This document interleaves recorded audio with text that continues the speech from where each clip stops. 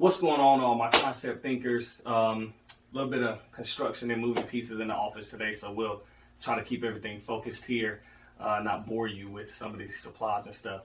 Hey, if any of this content brings you any value, concept thinkers, I need you to like, subscribe, share, comment, give me some tips and tricks as we continue to move forward. So pretty soon I'm going to launch my rehab course. You're going to flip with MrJHoward, concept legacy videos. I'm super excited about it. We're going to do a whole course about it. So if you haven't already, grab my How to Make 5K Before 5 o'clock wholesale course, and you absolutely need to take that course first. I think it's on sale right now for $90. Go ahead and get it. The ebook will follow right behind it, and then we'll jump into this rehab course. I'm pretty pumped because the reality is people don't understand just how simple it is, and there's some hard moments, but how simple it is for you to actually get involved in rehabbing for yourself. So MrJHoward is going to show you the way, step by step. So right now, I'm going to give you a couple quick tips just to make this video real short. People ask, where do you get the money from to do your flips? All right, you got hard money. Hard money is a way for you to get with a bank, right? I don't have a graphic here.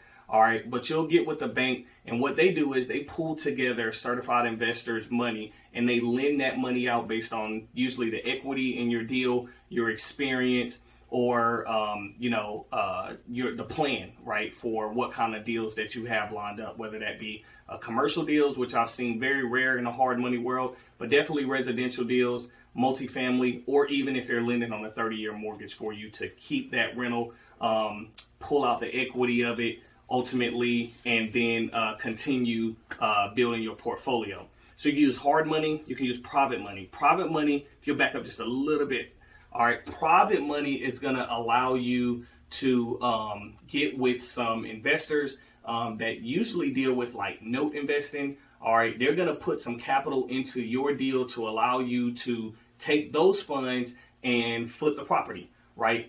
Same thing, if it's long term, your deal will be structured towards whatever the game plan is for that property.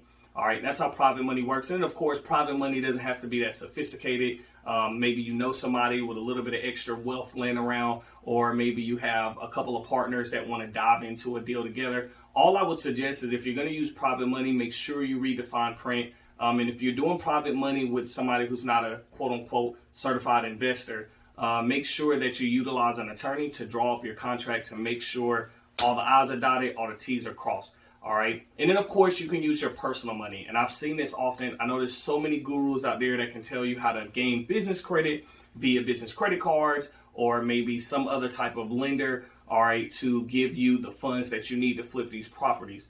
All right. If you're going to use personal cash or business credit, just keep in mind those interest rates. All right. Make sure that you're not killing yourself, shooting yourself in the foot to get a deal done that in the end doesn't really value the time that you put into it. All right. I try to use like this calculation, right, that lets me know that if I'm not making X amount, I'm just going to throw a number. If it's the deal doesn't gross me at least $15,000 per month at the end of the deal, then that's not a deal that's worth my time. Now, that may not be your magic number, and I'm not saying that's a number to start with, right? Maybe you want to start with $5,000 a month. Some people don't do $5,000 a month, right? Maybe you want to start with $10,000 a month. Whatever that calculation is, just make sure you stick to it from the start of that game plan to the end. And some things may absolutely change throughout the deal that may affect your profit margin or what you get out of that deal, but absolutely pay attention to your numbers as you go. Supplies may change.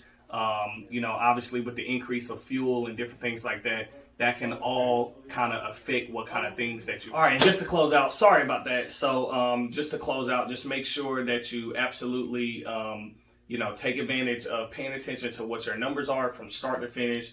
Understand that some things may change, but stick to your numbers. All right, stick to your numbers.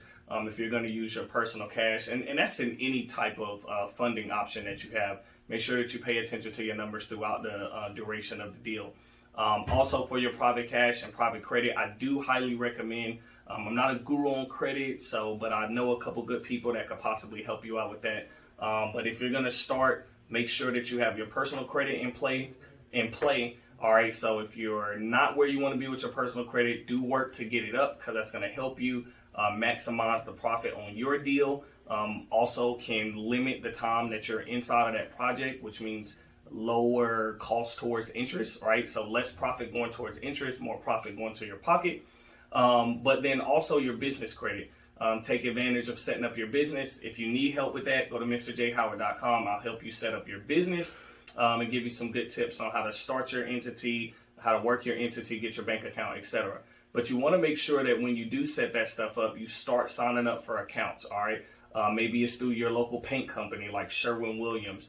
Maybe it's a Lowe's credit card or a Lowe's account, right? Maybe an account with your local lumber store or siding company, whatever. Find out what the criteria and the requirements are. Go ahead and get you an account. If you are a up-and-coming builder and you are working under a GC, a general contractor, feel free to ask them, hey, is there any way that you can be a reference for me to get an account with said lumber company? And even if they start you with a low credit amount, $1,000, $10,000, whatever the case may be, that's going to allow you to have the reference that you need for them to say yes to you. And once you start using that trade account, that credit account, when you now go apply for a larger credit at different places, you can utilize them as a reference, and that's going to help you expand your business. I'm all about taking your business to enterprise level. So thanks for tuning in with me. Like, subscribe, share. Let me know if you have any questions. Thanks.